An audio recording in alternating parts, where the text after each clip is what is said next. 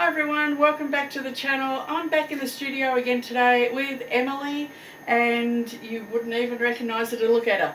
So we're doing a bit of a sort of cyberpunk type themed shoot here today, a little bit of Blade Runner, a little bit of cyberpunk, and I'm playing with the Harlowe Blade Lights. So this is the 5-inch. I've got set up in the background here the 10-inch with the reflectors on it, and we're going to be turning off the studio lights, and I'm going to be using these as my light source. So that's pretty much about it, so let's jump into it. So I'm just hand holding the Blade 5 and we're just getting some different sort of looks. So we're just getting the blade to sort of light M's face up and doing some sort of funky things to it, and we've still got the one in the background. The one that's in the background I've actually got turned all the way to sort of a reddy colour, and this one I've got as blue as I can. So for the settings, I've got the Blade 10 on 1700 kelvins and this is on 100 kelvins, so it's actually quite blue, and I'm hoping that I can boost that when I get into post. So this is just having a look at some of the images that I captured in camera. As you can see, I have got quite an orange glow coming through the blinds here with the Harlowe 10 behind the scenes.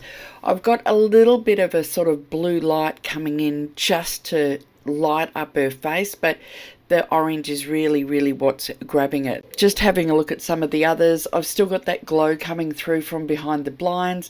I've now got a glow, so this visor that Emily's wearing lights up with different colours, so it's pretty cool. So I've still got just playing with the two different lights. Yeah, so I really do love the orange that's coming through. The white, which you can sort of see through here, wasn't really quite as blue as I would have liked it, but I did love the orange glow, so it was really cool the way that it worked. So here I did a black and white version just to sort of give that film noir sort of look to it while still keeping the sci-fi sort of aspect. I've still got my light coming through the blinds, which worked really well. I had the Blade 10 just on a light stand and it was working beautifully.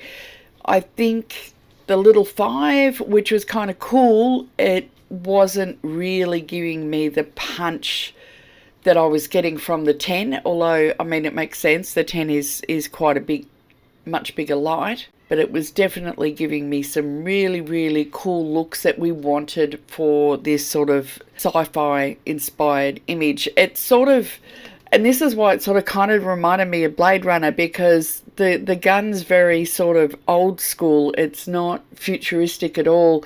The blinds again are not futuristic at all, but sort of the visor and the haircut and the lighting sort of gives it that sort of futuristic feel, but it's not at all. It's sort of old school and funky, so it's this sort of mixed genre, which was looking really cool.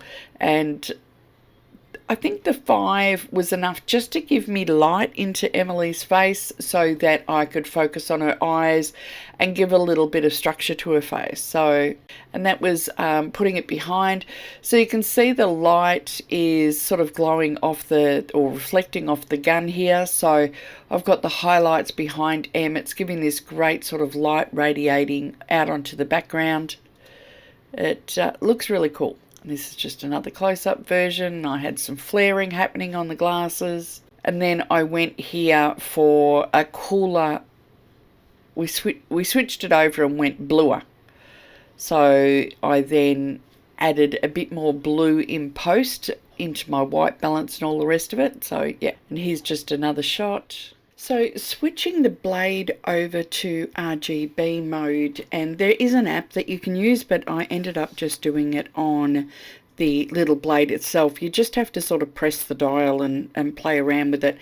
But I ended up, so we still went with the blue and the orange colours, but you can see the difference in the depth of the colours from going from bicolour over to RGB. I could have had so many different colour options, but I really wanted to stick with this blue and orange. It was just sort of working for me, but I could have gone with green and orange or blue and pink or any other combinations that I went to. So using the RGB was really good. But then for the next scene, we did sort of jump back into the bicolour as well. Okay, so we've changed our set out slightly. We've pulled in a big old chair and I got rid of the Venetians and my wall. I've still got the Blade 10 sitting behind the chair, so that's actually lighting everything up. I've got my video light on at the moment, so it's a little bit dark. Em hasn't changed anything. She's just sitting here looking really cool. And I've got the little Blade 5 at the front, which is going to be lighting the front of her face up. So if I turn off the video light, and hoping you can sort of see how it's going to look. So let's grab some shots. Just over on the light stand, you can probably see I've got the little soul on here as well, which is also just giving me just a little bit of light onto Em's face. So now we have the images that we did with Emily in the chair. So I had the Blade 5 on a little stool in front of Emily, and that's lighting up from underneath and behind, giving that sort of spooky, eerie look.